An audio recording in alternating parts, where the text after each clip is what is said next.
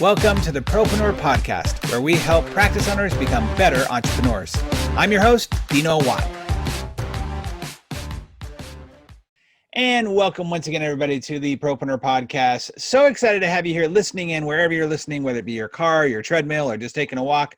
Thank you so much for being here and being avid listeners to the show. We have gotten so much feedback recently around people enjoying the topics and the experts and the professionals that we're bringing onto the show. And today is no exception, because this is something I think a lot of people don't really talk a lot about how to make it successful and how to grow multiple satellite offices in your orthodontic practice or in your practice at all, and do that successfully. And we're going to talk today with Dr. Tanner Cook, who is been down this road. He's going to be able to give us some great insights on that. Before we get to Tanner, just remember, if you are listening to this show more than once, then I feel you have an obligation to tell your friends and families about it, to let your colleagues know, to share the best practices love with them so that they too can listen in and download and subscribe to the podcast. Again, thank you for being here as members of our audience. And now let's get on with the show. Dr. Cook, welcome to the show. Yeah, thank you for having me. Absolutely. I'm excited about it. Like I mentioned at the very top of the show, I don't think a lot of people are talking about how to grow the multiple satellite side of things. You know, you usually talk about partnerships and you talk about best practices in the practice, which is great. But, you know, you're juggling quite a lot when it comes to multiple satellites, right? That's a lot of logistics. It is. Logistics is definitely a challenge for sure. Absolutely. Well, we're going to hear more about that as we do at the top of every show. One of the things when we have our guests on, no matter if they're an expert or a professional, we want to know about you. We want to hear your story. So I love the orthodontic story or the practice story, because members, as you know, in this show, we have lots of different types of listeners: chiropractic, orthodontist, dentist. How did you get started? How did you choose, or how did it choose you to get in the world of orthodontics? Orthodontics for me, I grew up in a very rural town, and originally I thought, I want to be the doctor in town, right? I want to be the local guy that's there. And, I pursued medicine, kind of went towards take the MCAT and started trying to figure out what kind of doctor I wanted to be, and realized I hated hospitals, didn't want to be around sick people, didn't want to do that. And so I was drawn towards dentistry just from knowing my dentist. He was 82 when I went and shadowed him. And wow. He was my dentist all the way growing up, and was kind of a legend in the town of being, he was the guy that took care of everybody. My mom used to work for him, so he was the family dentist in every sense of the word. And I love that, atmosphere. I went in and visited him, and he just had nothing but wonderful things to say about the profession. And so I pursued dentistry, and during dental school, just fell in love with orthodontics. The ability that we have with kids that are growing and affecting their life in such a positive way. It's so much more than the technical part that we do. Just making them smile and delivering the beautiful results that we have, and just gaining their confidence and getting to know them. There's not a lot of professions out there that get to deal with adolescents, Right. and it's something that we're really passionate about. And just very blessed to be able to work with such a fun group of people. That's really interesting thought too, right? You get to deal with them really and see the big change in their life. Most of these kids you're seeing, through that puberty age, right? And where you see this growth. And I know right. we kind of laugh about it, or when I'm in offices, people be like, sometimes I can recognize the picture of them when they first came in to where they are now, right? Because they're totally different. Unbelievable. Yeah. I mean, you take anyone that even doesn't have braces, what they change from 12 to 14 is it's just enormous. So be able to just kind of a small part of that and kind of get to know those kids, especially as their siblings come in and things like that. I mean, it's pretty cool. Well, the best thing is that it's such a quiet, easy, calm part of your life that, you don't really, way, man. You're seeing all the changes. That's right. And we get all the chaos that goes along with it, but that's okay. Well, I love the idea that, I don't know, how old are you? I'm 34. 34. So I don't know if Little House on the Prairie was a part of your life, but as soon as you started saying I was going to be the local town doctor, I thought of Doc Baker. That's and right. Then you're like, it's not like Doc Baker says it is. It's totally I know. I was like, I want to do that. And then you start looking into it. You're like, you know what? I don't want to do that anymore. But dentistry has been such a good fit for me and my personality. And that's great. And I just love just talking to the people, talking to the kids. I mean, it's it's just being something in that the you got to be mix. passionate about. Exactly.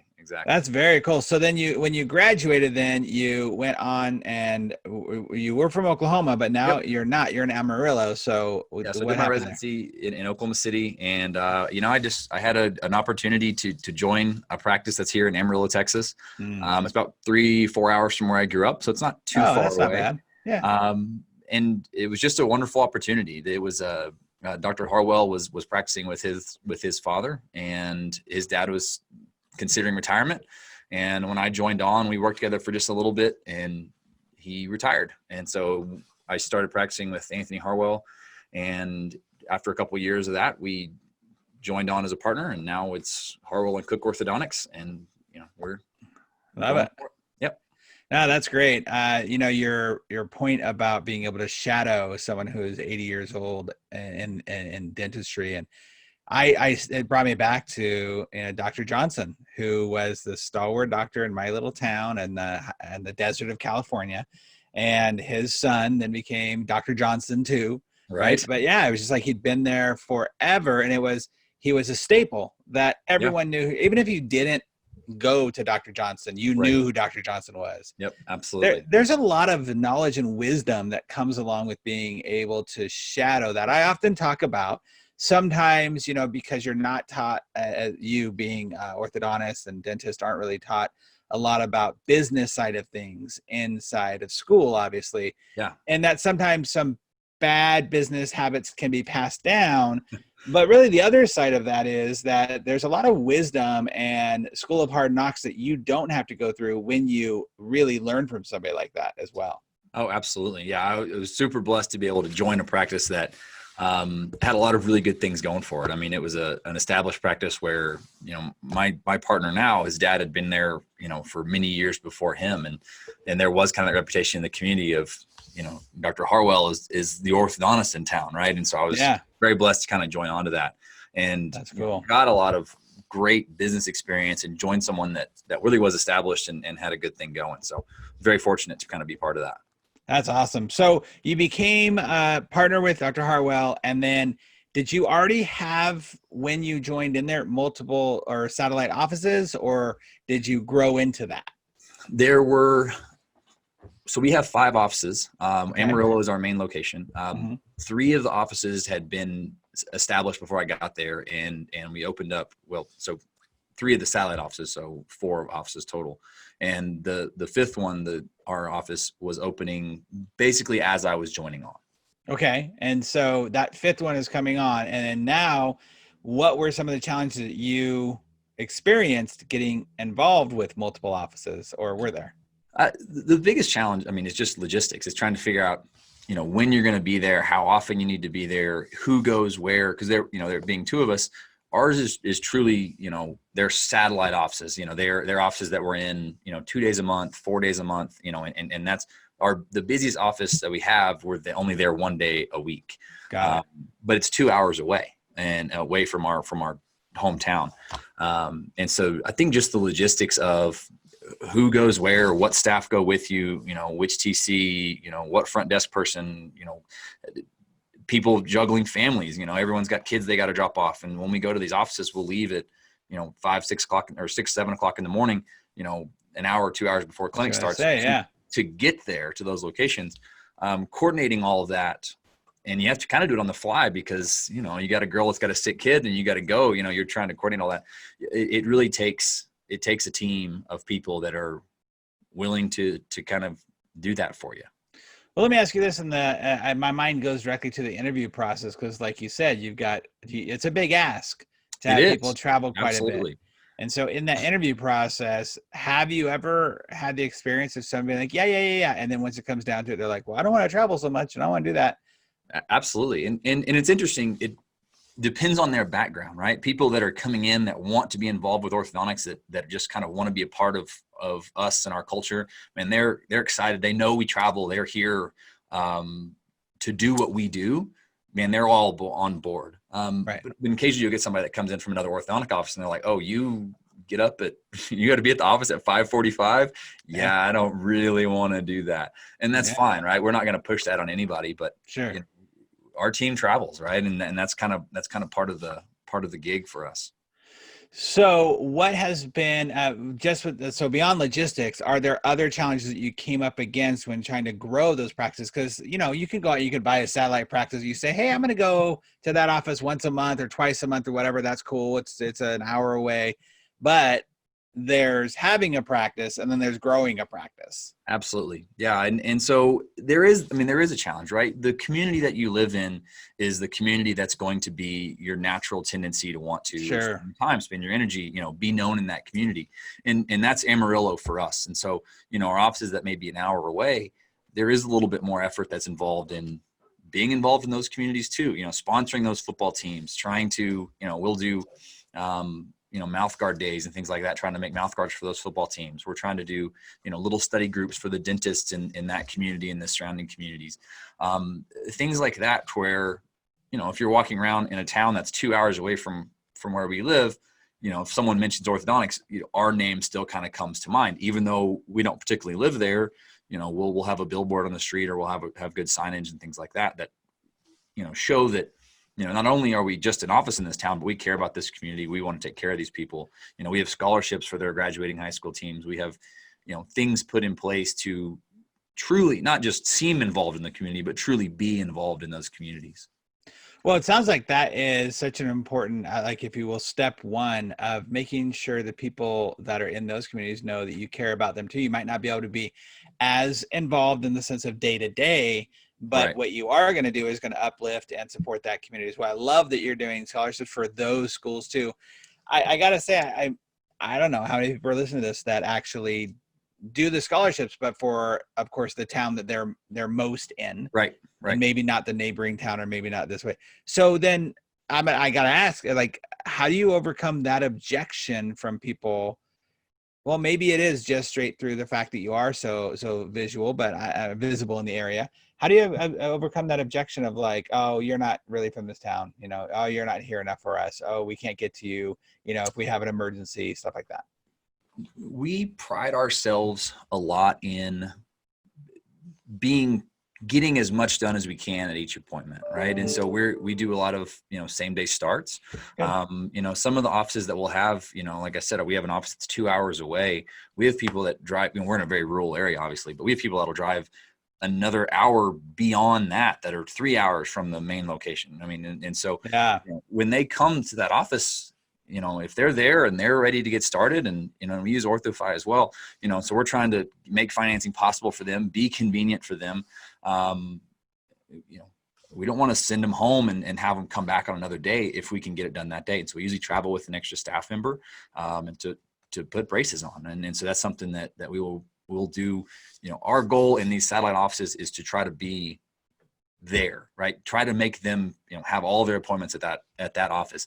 It's not always possible, right? I mean, we don't have an iCAD at every, we don't have 5 iCADs. Sure. We have 1 in Amarillo. So, if we need to get a 3D x-ray or something like that, they may have to come to our Amarillo location. But 90% or more of their appointments will be at the location that they live in, or is the most convenient to them. All right. So I got to ask then, is your, so I love this because I love that you brought up the same day start idea of,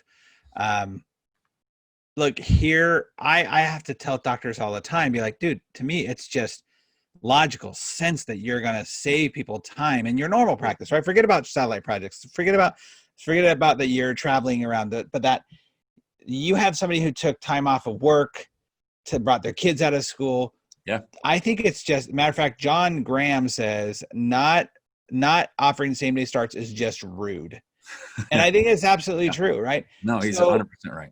So here you have a practice, though, a thing you're putting into practice, I should say, at these satellite offices to say, hey, we want to be able to service you as much as possible. That attitude going into your team members has got to make a ton of sense to them.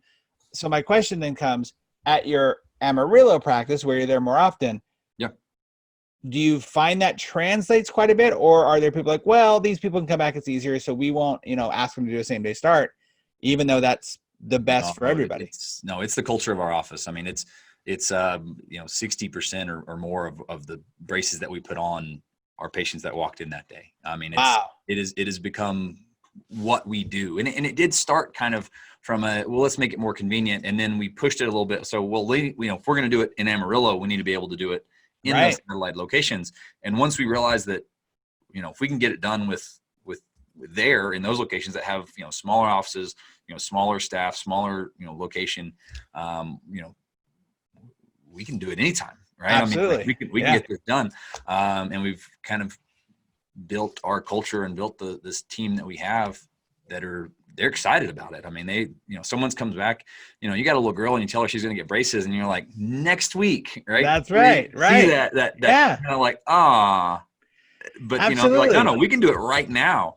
And you don't have to sell that, right? That little girl is looking at her mom like, Mom, we can do it today. How many braces today? We can do it today. Yep. And Mom already knows, we told her on the phone that it was possible. And so she's like, okay, they know they're ready to go. Well, here's what's very interesting about this is that we hear, so I teach my TC sales course, right? And my whole focus is to help the TCs actually be salespeople, and that it's okay to actually overcome that objection. It's okay to put a little bit of urgency behind what you're asking them to do, because you need to get them to close. That's your job, is to close this. It's not to present. Your job is to close, right? Right. So here, what you're doing, what you just said, is that you're actually helping everyone on your team know that this is our main priority. Get braces on if they walked in the door. Yeah. If they're ready to go, we're ready to go. It makes sense, right? If I go to get my big screen TV at Best Buy, I don't have to wait a week to get it and pick it up. I want to walk home and watch it tonight. It's another thing. So I often talk about the iTero scanners, right? And like, man, everybody gets a scan because then everybody can see the end result before they even walk out the door. I think it's a great idea to do that. With your team culture, then, that excitement of seeing people happy, seeing people get what they want when they walk through the door, knowing that's just the way you do business, that's got to translate over to the other satellites as well. It does. It has to. I mean, it has to. It has to be what we do anywhere we go. Yeah. Yeah. So what would you say has been your greatest success? I mean, obviously the title of this episode is how to grow those multiple satellite offices. Growing them, has Same Day Starts been the best part of your success, or the community outreach, or making sure you're hiring the right people? What do you feel is the best part of that? I think it all ties together. I think Same Day Starts is the thing that shows that community that we're here to provide a convenience to them, right? We are not just here to, have your business and run back to Amarillo and do that. Like, we are here to truly provide that service to the people of that community, in every sense of the word. We want to make it as convenient for them as possible. Being involved in all those things is enormously important, but, doing those Same Day Starts, when we started doing that, we had people come in like, okay, we got to get the braces. Okay. So when can we come to Amarillo to get that done? And we were like, we need to do a better job of telling them on the phone. You don't have to come to Amarillo to get that done, right? We're doing it, we can do it right now today in this office. And so we started to kind of get that message out there, right? So where, if it's a convenience to you guys, you can get started the day of your appointment, right? If doctor recommends treatment, you get started the day of your appointment. Wait. If you actually tell people what you want and what you're expecting them, they're going to reject you, right? They're going to push back and say, you're being too pushy. Right. No, it's not, no, you're obviously being sarcastic. Being very sarcastic. It's not a sales pitch, right? This is a service that we offer to you guys, just like you tell them that we offer braces, right? We offer we put them on the same day, if that works for you guys, if that's convenient for you. Yep, absolutely. I think and I think most people are expecting the non-convenience. They're expecting for it to be more inconvenient for them. And when you can show them, even at the very beginning, like you said on the initial phone call, hey, we value your time. What we found is most people don't want to come back multiple times or go all the way to Amarillo. So when you come in and the doctor thinks you're a good candidate, we can get you started the same day. Isn't that awesome? To be able to help people see, oh, this is a new way of doing it. It also puts in their brain that you are really there for them. Absolutely. To make things convenient for them. Yep. That's the message. Go ahead. No, that's the message. Yeah, that's so important. That's so important. Okay, so what are some, do you have any really cool stories? I love to hear like real life example stories of like how being able to have access to you through these other satellites good stories around that, and maybe even from a team member or obviously from a patient as well?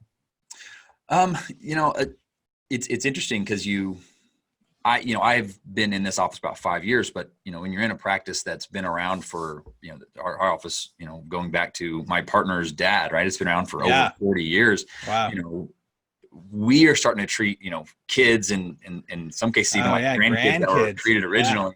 And it's fun to hear them come back and give their perspective of everything that's going on. Cause you know, they remember what what braces were like before. And you're like, you know, not only have the braces changed, has the treatment changed, but you know, how we operate and how we're trying to provide this experience for you guys has changed. And it's just fun to hear those people come in and talk about how amazing, you know, it can be. And, you know, and they're talking about how amazing it was then, you know, because they were treated by, you know, like with such great care.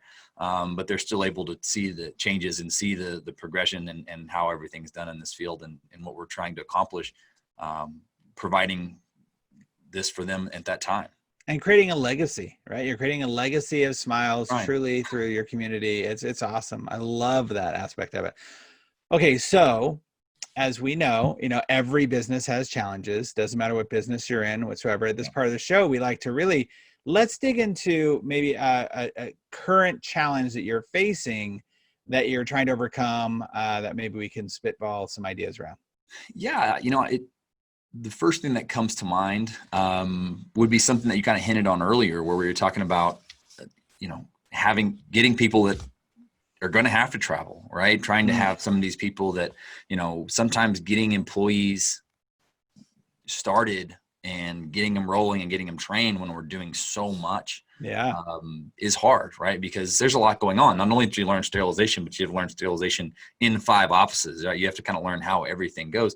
And it logistically is tough. Training and getting people kind of up to speed is a challenge for us, for sure, is a huge challenge. So I'm going to say something I've probably said on this show before, and I think I'm going to make it like my personal mission for docs. Doesn't matter what your practice is. Again, doesn't matter if you're a chiropractic, orthodontist, plastic surgeon, whatever. The ability nowadays for us to record what we want people to know and understand is fascinating. Okay. iPhones, the screen capture software, so many opportunities to actually record stuff. So what I suggest, and I suggest it over and over again, is to literally, when do you have any new hires right now? Actually, let's just see. If we have 2 right now that are, you know, inside of 30 days. And what are they being trained on? We have 2 that are training right now as treatment assistants, and we have 2 that start next week for the front desk. Okay, perfect. So training assistants, I'm assuming you're taking like one of your best assistants to help train them. Yeah, they kind of tend to wander around and follow people, but yeah. I mean, we've got people that are trying to show them how to do it. Yeah, and no matter what, productivity from those great people has to drop down because they got to go at now a slower pace to help walk them through and stuff like that. Yeah. So what I would do is I would have one of the 2 or another person literally follow around with a video camera or their phones, and whatever the procedure is they're being trained on, just record that one alone. If maybe it's something that's in the mouth, let's just say you're teaching them how to scan properly. Right. Put a GoPro on someone's head, right? Get the little GoPro with the GoPro band, press record, and just watch and let them see what's going on. And that way you can see what's happening in their eyes, you know, from the person that's doing it. Now with and you can do that for every little piece. I have a great doctor, Dr. Kors out of Colorado right now, who's doing this a lot. Dr. Loopy's doing as well, where they're actually spending the time to say, what's the procedure? Even if there are offices that have like in the drawer, this is the flow of how we want the things in the drawer, from the gloves to the whatever. Yeah. There can be paper to show that, but also just record it, because people learn in different modalities, right? Right. So to say, okay, so we have the paper here. It says that in the top drawer, these three things are going to go in. Middle drawer, this is what goes in every single time, every night. This is the way it needs to be stocked, or maybe it's the morning, whatever you guys do. Yeah. But you show that on the video. You walk through it on the video. That way, now when Sally comes to you, the new hire, and she says, hey, you know what? I know you told me where to find that thing, or you asked that, you told me that the answer to that question over here. What was that again? Now she's not coming to you anymore. It's go watch the video. Go watch the video. Go watch the video. The video never sleeps. It never tires. It's never cranky. It never gossips. It just does what it's told to do. Now, on the phone side of things, same exact thing, right? If somebody's being trained to be your concierge, then you can get screen capture software if you're using Windows-based computers. You've got Camtasia is one. If you're using a Mac, if you're using a Mac, it's a ScreenFlow. What do you use, a Mac or PC? We use PCs.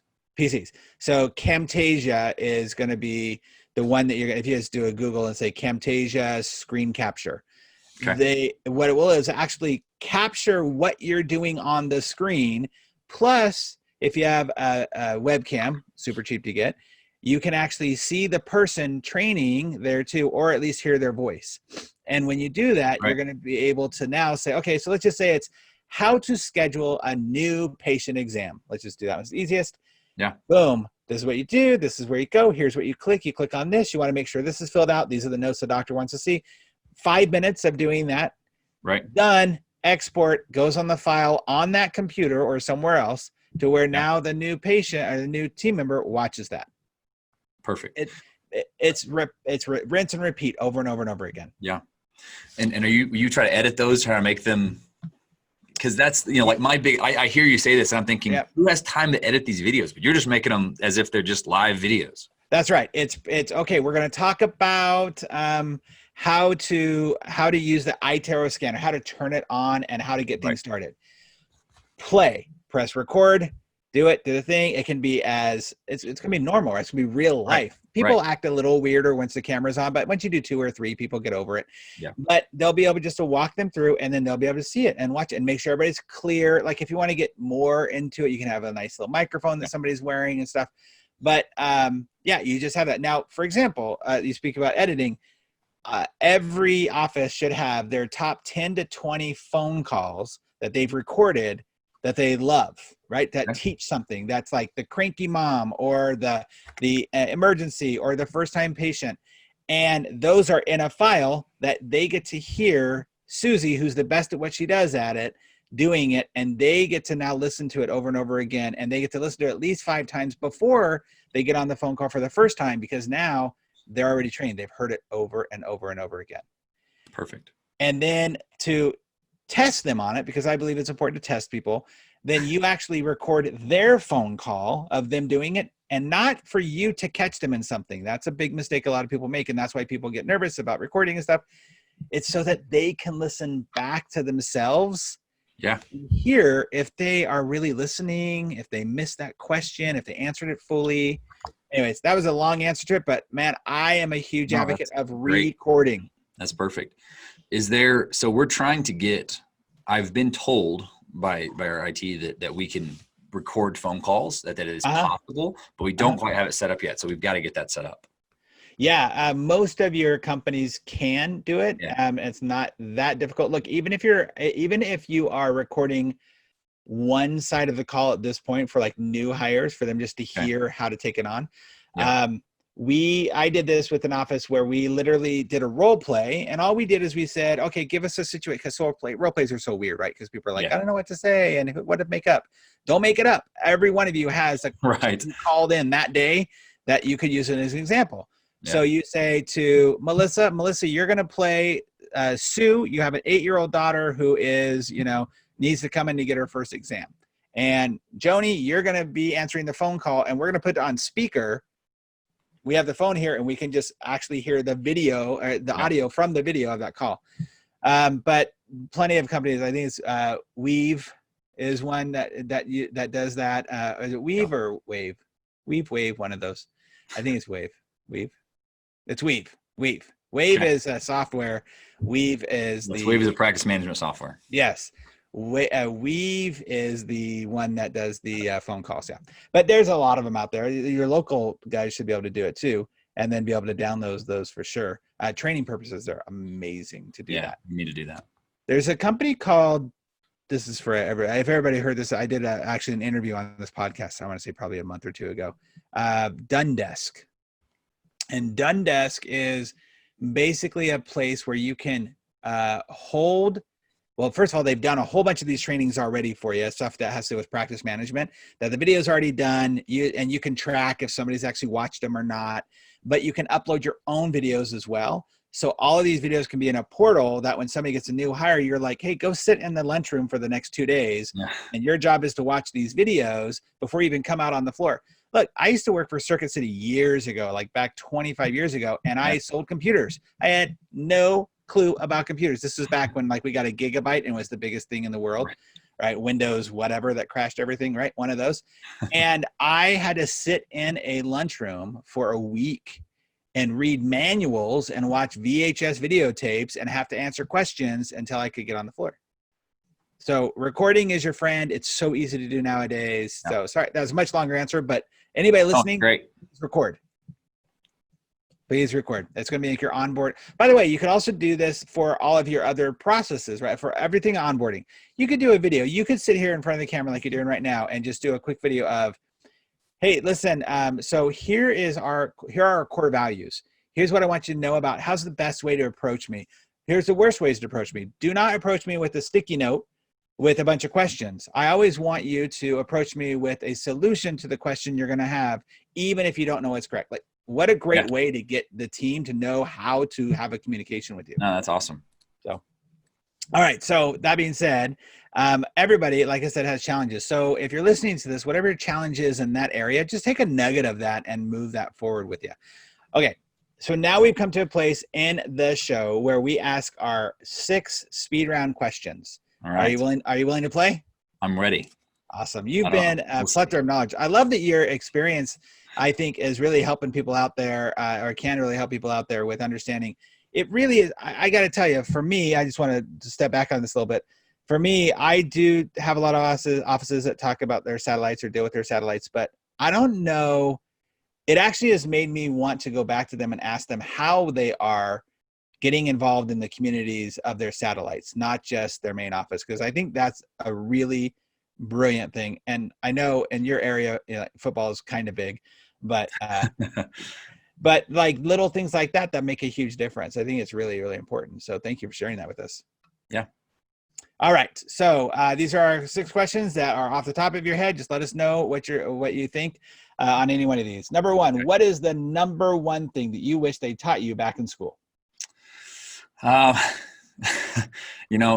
probably would surround HR stuff, I'm hiring and firing, but just the documentation and all that stuff. They try to talk to us about business, and they made some attempt to at least say, oh, good. This is what it should be. But, I never got a profit and loss sheet, right? That didn't exist in dental school. That would have been helpful, but, those are things that you can learn, I guess. Yeah. Someone can show you. And I was fortunate enough to be in a practice that kind of had some of that stuff rolling. Sure. But I know for me personally, it was, having to document, all the conversations you have with every employees and kind of what you're supposed to say and how to, hire somebody, how to onboard somebody. I didn't know, I had no experience in any of that stuff. So that would have been the most helpful. That's a really interesting point. We had a doc once that we were talking to who my wife is a female doctor. My wife was actually talking to her. This is a couple of years ago. And she was like, look, we get it. Nobody taught you this in school. And she goes, no.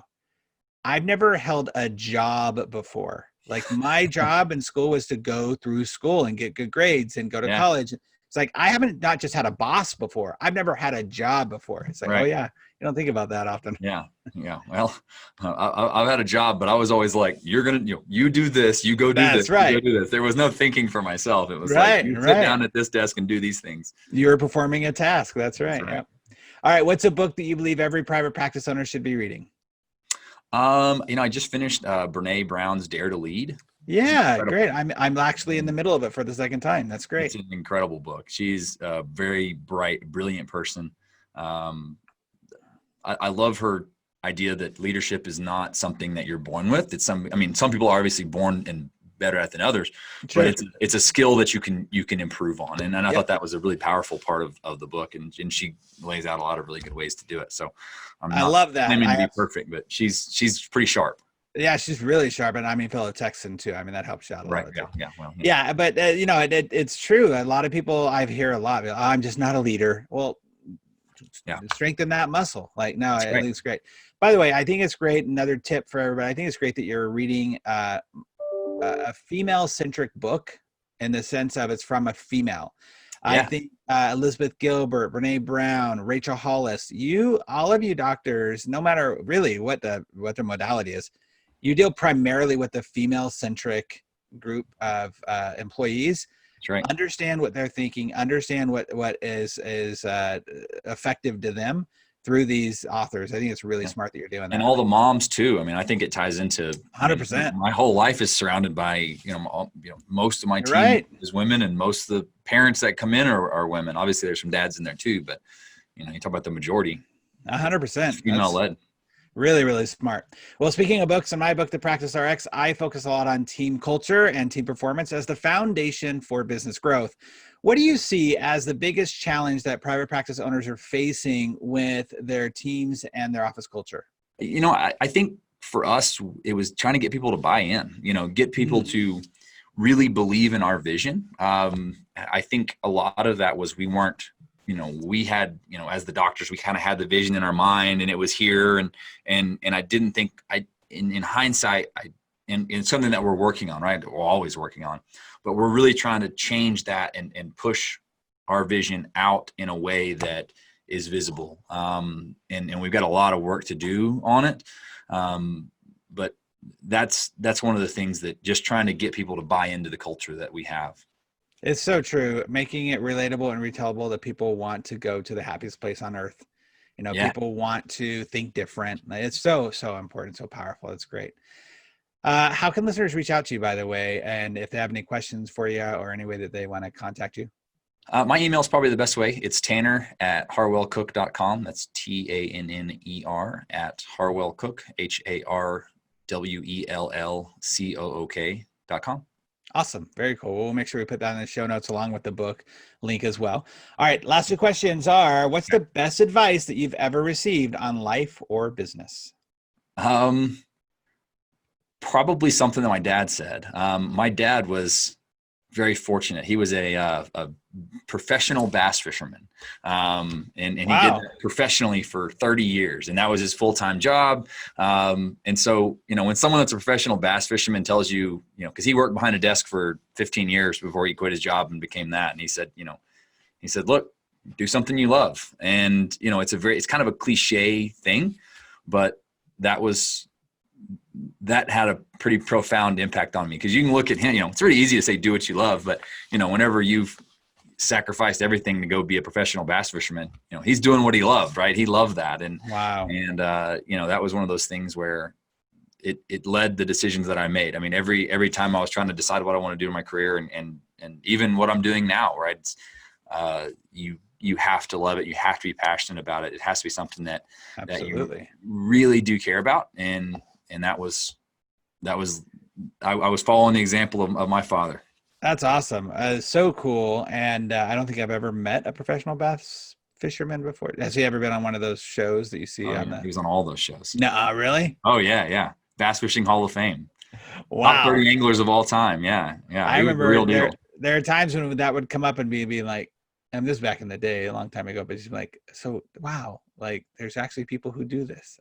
My dad is a huge fisher. He loves to fish. I don't understand fishing at all, but I bet your dad has a lot of thought out wisdom because of all the time on the lake. Absolutely. Right? Yeah, he was a wise person. It's funny, when I met my wife, she was like, "Oh, what do your parents do?" And I said, "Well, my dad's a professional bass fisherman." She didn't know what that was. She goes home to her parents and she's like, "His dad doesn't have a job." I'm like, no, he has a job. It's just, he fishes. It's just different. It's a different job. That's right. Wow. Okay. Very cool. Well, the last question is, what's the best resource or tool that you've used to grow your practice? Golly, I think OrthoFi has been great. I think OrthoFi is one of those things that for the area that we're in, trying to get financing to people that's affordable and something that is convenient, is that, their model of what they were trying to achieve flowed right into our vision and what we were trying to offer.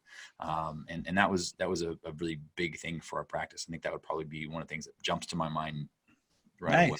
Very cool. Very good. Wow. Well, a ton of information and knowledge as always. Thank you so much for being a part of the alumni now of the group of great professionals who've really given us some great examples and ideas on how they can run their practice. And, it is a struggle to run those multiple practices sometimes and make sure that you are giving all you can at those practices and giving the same type of service and making it consistent. I always say, because I have doctors who will say, how do I keep the team or the consistency in one office over another? And it feels different, right? And it's like, well, if I go to Disneyland in California or Disneyland in Orlando, I have the same feeling that I've been there with Walt and all the fun stuff, because the magic is the magic. It's really about being intentional and about having that culture there and having people buy in. And that's obviously something that you guys are doing really, really well. So I would venture to guess too, that the goodwill that is brought out from your community is something that makes people want to work in your office and be a part of it, because it's a pretty awesome thing. It's a really great thing you're doing there. We're trying. That's awesome. Well, thank you again for being a part of the show and sharing with everybody here. It really meant a lot to us. Thanks, Tanner. Awesome. Thank you for having me. All right, everybody. Thank you again for listening to another episode of the Propreneur Podcast and helping us actually deliver the best practices we can to those in your field of practice. As you know, we always ask you the same thing over and over again, is if you are enjoying these podcasts, please make sure you subscribe. Make sure that you actually tell a friend or a colleague about it, because our goal always is to help everyone be more proactive, more productive, and more profitable in all areas of your life and business. We'll see you on the next episode, everybody. Thanks so much again for listening to the Propreneur Podcast. We really appreciate your support. If you haven't subscribed already, please make sure you do so. Also, if you feel like you might be a good fit for our podcast as a guest, or know somebody who you think would be, go ahead and email us at dino@dinowatt.com. Again, thanks for support. We'll see you on the next episode.